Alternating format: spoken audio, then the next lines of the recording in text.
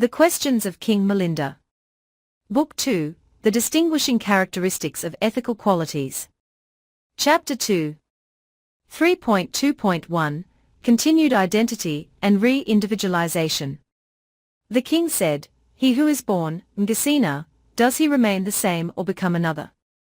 Neither the same nor another. Give me an illustration." Now what do you think, O king? You were once a baby, a tender thing, and small in size, lying flat on your back. Was that the same as you who are now grown up? No. That child was one, I am another. If you are not that child, it will follow that you have had neither mother nor father, no, nor teacher. You cannot have been taught either learning, or behavior, or wisdom.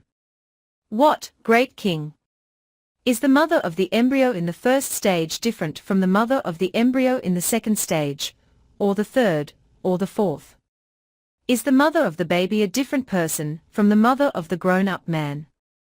Is the person who goes to school one, and the same when he has finished his schooling another? Is it one who commits a crime, another who is punished by having his hands or feet cut off? Certainly not.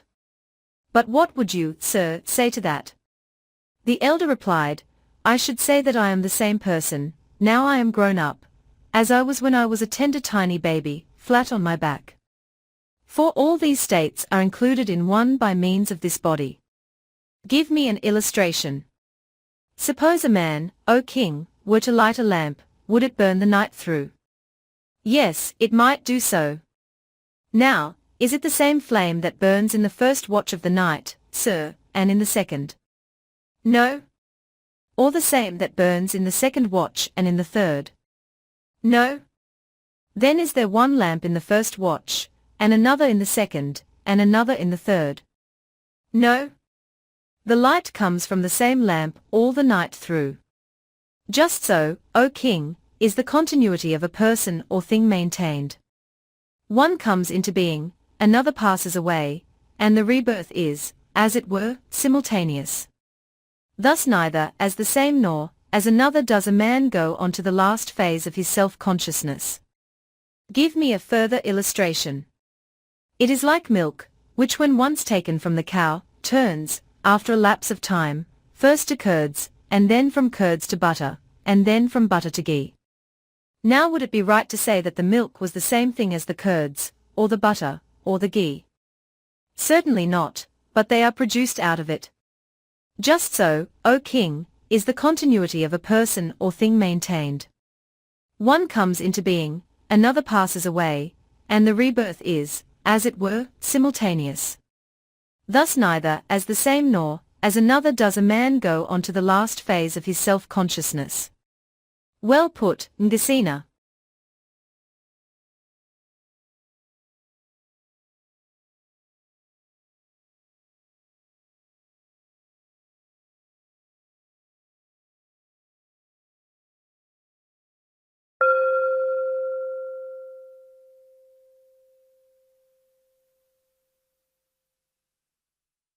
The Questions of King Milinda.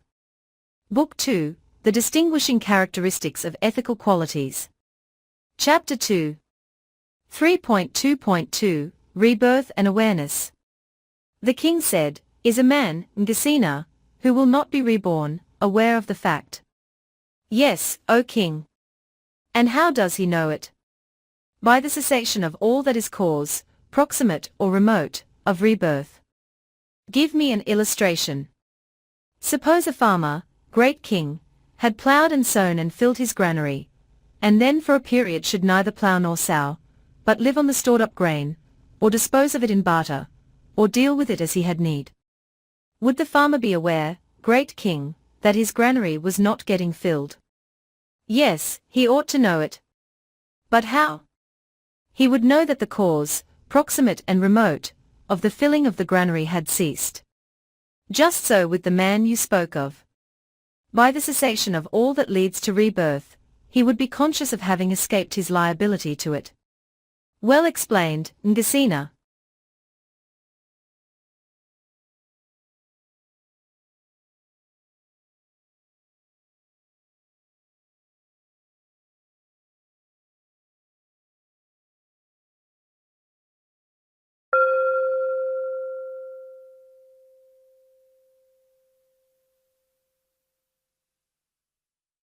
The Questions of King Milinda. Book 2, The Distinguishing Characteristics of Ethical Qualities. Chapter 2. 3.2.3 Wisdom and Intelligence Distinguished. The king said, "He who has intelligence, vipassanā, has he also wisdom?" "Yes, great king." "What, are they both the same?" "Yes." "Then would he, with his intelligence, which, you say, is the same as wisdom, be still in bewilderment or not?" "In regard to some things, yes, in regard to others, no." "What would he be in bewilderment about?" "He would still be in bewilderment as to those parts of learning he had not learnt, as to those countries he had not seen, and as to those names or terms he had not heard." "And wherein would he not be in bewilderment?"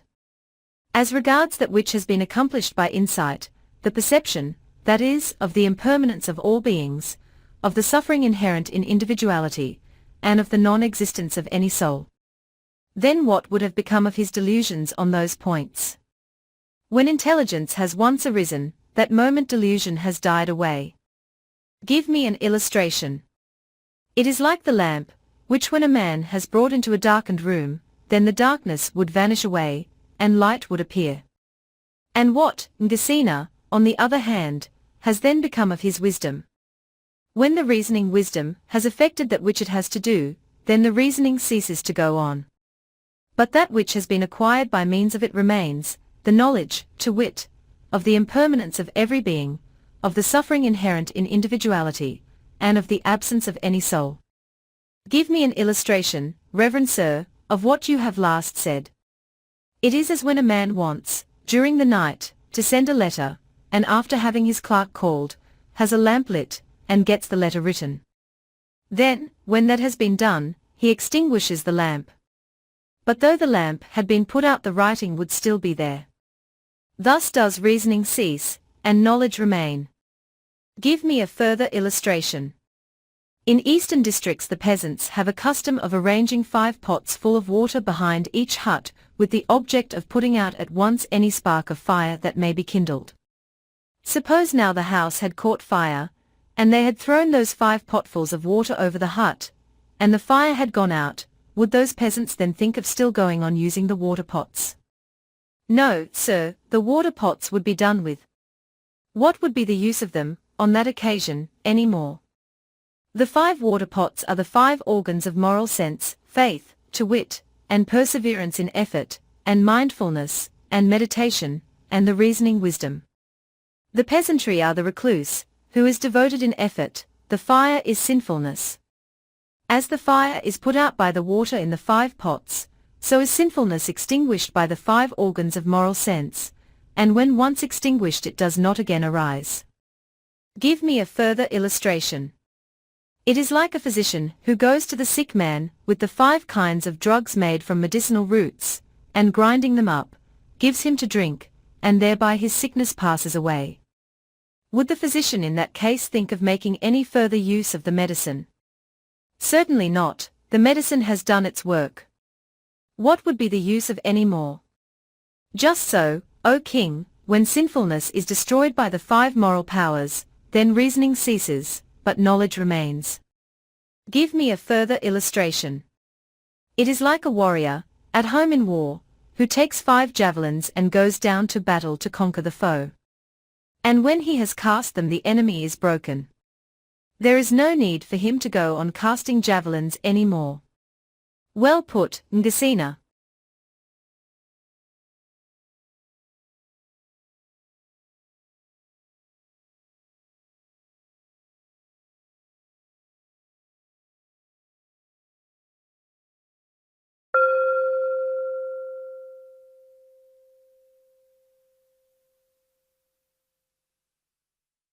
The Questions of King Milinda.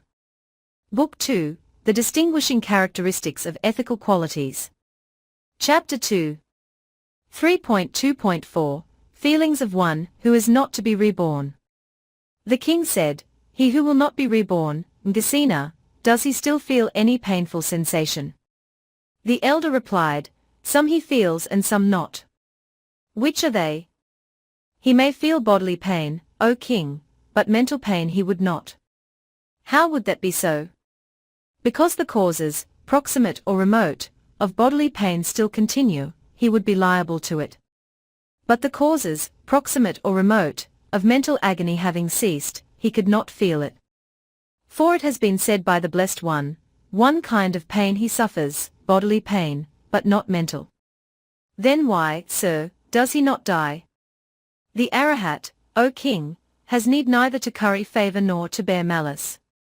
He shakes not down the unripe fruit, but awaits the full time of its maturity. For it has been said, O king, by the elder, Sri Putta, the commander of the faith. It is not death, it is not life I welcome. As the hireling his wage, so do I bide my time. It is not death, it is not life I want. Mindful and thoughtful do I bide my time. Well put, Ngasina.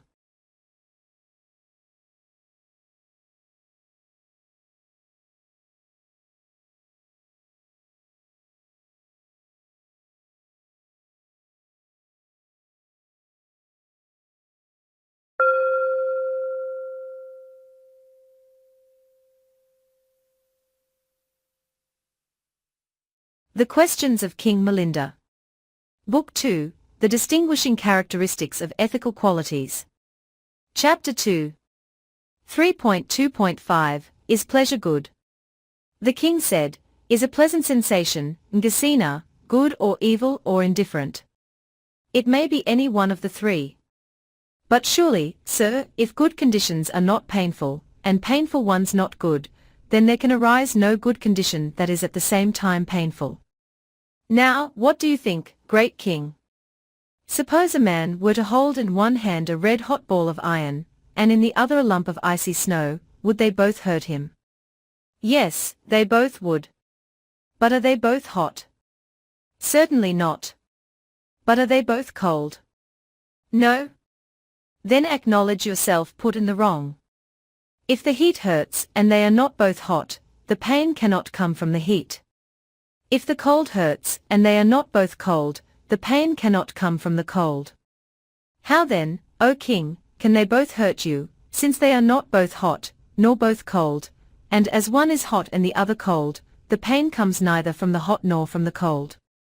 I am not equal to argument with you. Be so good, sir, as to explain how the matter stands. Then the elder reasoned with King Milinda, persuading him by talk on the subject drawn from the Addhānavagga, such as, there are these 6 pleasures, O king, connected with life in the world, and these other 6 with renunciation. There are 6 griefs connected with life in the world, and 6 with renunciation. There are 6 kinds of indifference to pleasure and to grief connected with life in the world, and 6 with renunciation. Altogether there are thus 6 series of 6, that is to say, 36 kinds of sensations in the present, and the like number in the past, and the like in the future. And adding all these up in one total we arrive at 108 kinds of sensation. Well put, Ngasina.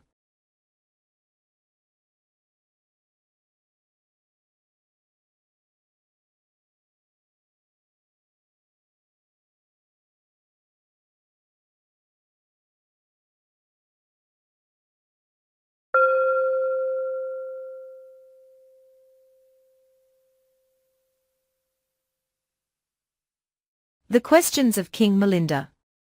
Book 2, The Distinguishing Characteristics of Ethical Qualities. Chapter 2. 3.2.6, What is reborn? The king said, What is it, Ngasina, that is reborn? Name and form is reborn. What, is it this same name and form that is reborn? No, but by this name and form deeds are done, good or evil, and by these deeds, this karma, another name and form is reborn. If that be so, sir, would not the new being be released from its evil karma? The elder replied, Yes, if it were not reborn. But just because it is reborn, O king, it is therefore not released from its evil karma. Give me an illustration. Suppose, O king, some man were to steal a mango from another man, and the owner of the mango were to seize him and bring him before the king, and charge him with the crime. And the thief were to say, Your Majesty, I have not taken away this man's mangoes. Those that he put in the ground are different from the ones I took. I do not deserve to be punished. How then? Would he be guilty? Certainly, sir. He would deserve to be punished. But on what ground? Because, in spite of whatever he may say, he would be guilty in respect of the last mango, which resulted from the first one, the owner set in the ground. Just so, great king, deeds good or evil are done by this name and form, and another is reborn. But that other is not thereby released from its deeds, its karma. Give me a further illustration. It is like rice or sugar so stolen, of which the same might be said as of the mango. Or it is like the fire which a man, in the cold season, might kindle, and when he had warmed himself, leave still burning, and go away. Then if that fire were to set another man's field on fire, and the owner of the field were to seize him, and bring him before the king, and charge him with the injury, and he were to say, Your Majesty, it was not I who set this man's field on fire. The fire I left burning was a different one from that which burnt his field. I am not guilty. Now would the man, O king, be guilty? Certainly, sir. But why?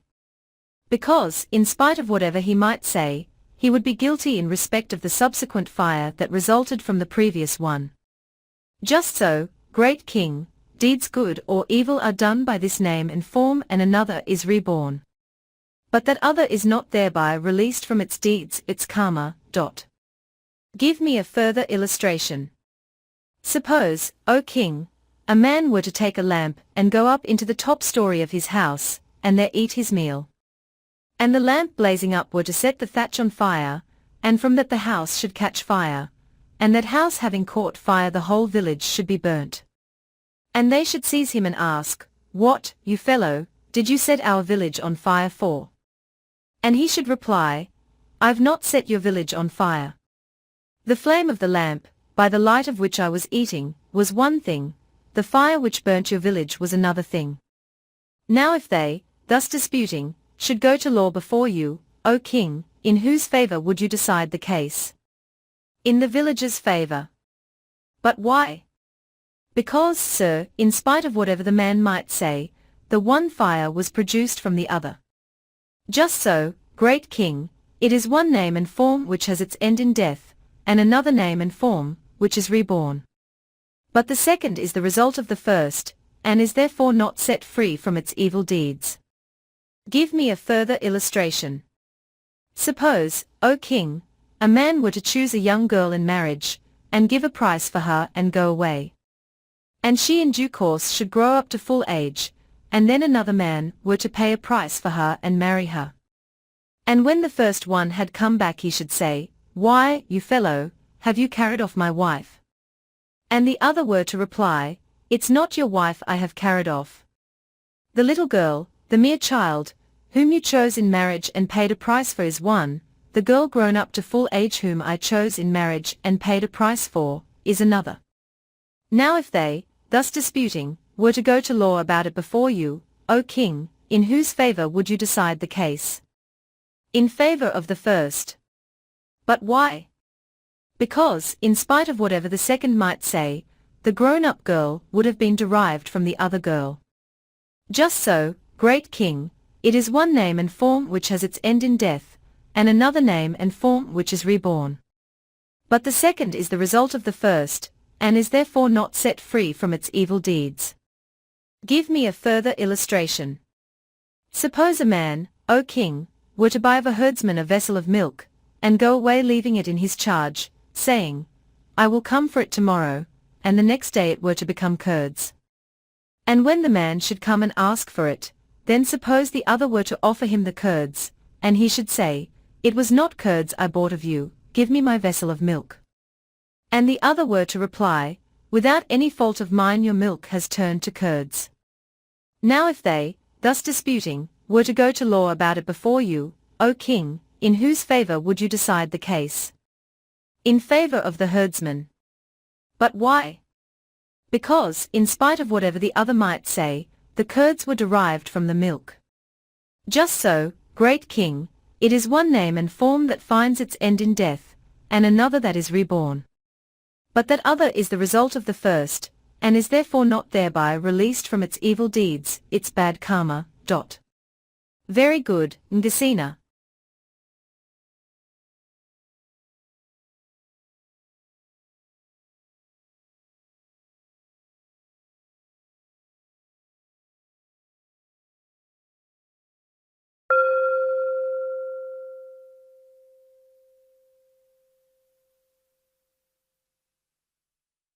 The Questions of King Milinda.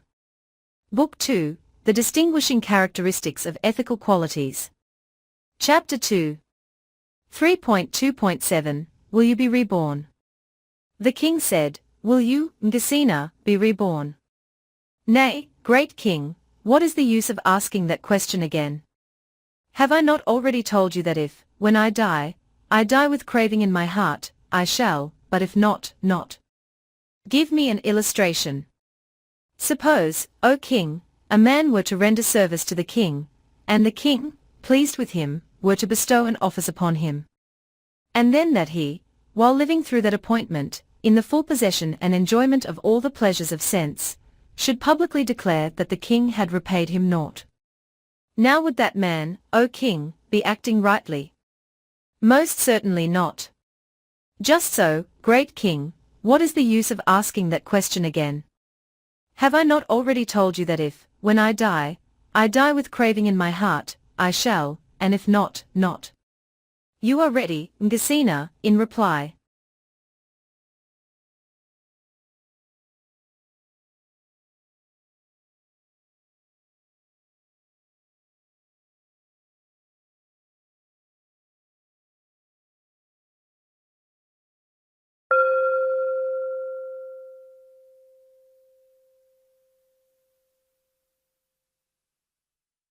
The Questions of King Milinda. Book 2, The Distinguishing Characteristics of Ethical Qualities. Chapter 2. 3.2.8, Name and Form. The king said, You were talking just now of name and form. What does name mean in that expression, and what form? Whatever is gross therein, that is form. Whatever is subtle, mental, that is name. Why is it, Ngasina, that name is not reborn separately, or form separately? These conditions, great king, are connected one with the other, and spring into being together. Give me an illustration. As a hen, great king, would not get a yolk or an eggshell separately, but both would arise in one, they two being intimately dependent one on the other. Just so, if there were no name, there would be no form. What is meant by name in that expression being intimately dependent on what is meant by form, they spring up together. And this is, through time immemorial, their nature. You are ready, Ngasina, in reply.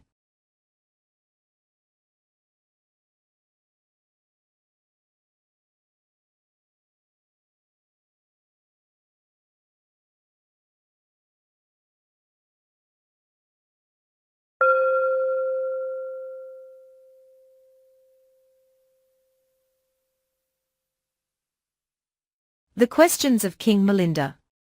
Book 2, The Distinguishing Characteristics of Ethical Qualities. Chapter 2. 3.2.9, Time. The king said, You speak, Ngasina, of time immemorial. What does this word time mean? Past time, O king, and present, and future. But what? Is there such a thing as time? There is time which exists, and time which does not. Which then exists, and which not. There are conditions, constituent potentialities of being, O king, which are past in the sense of having passed away, and ceased to be, or of having been dissolved, or altogether changed. To them time is not. But there are conditions of heart, which are now producing their effect, or still have in them the inherent possibility of producing effect, or which will otherwise lead to re-individualization. To them time is. In the case of beings who, having died, have been reborn elsewhere, time is. In the case of beings who, having died, have not been reborn elsewhere, time is not, and in the case of beings who are altogether set free, who, having attained nirvana in their present life, have come to the end of that life. Their time is not, because of their having been quite set free. You are ready, Milindapañha, in reply. Here ends the second chapter.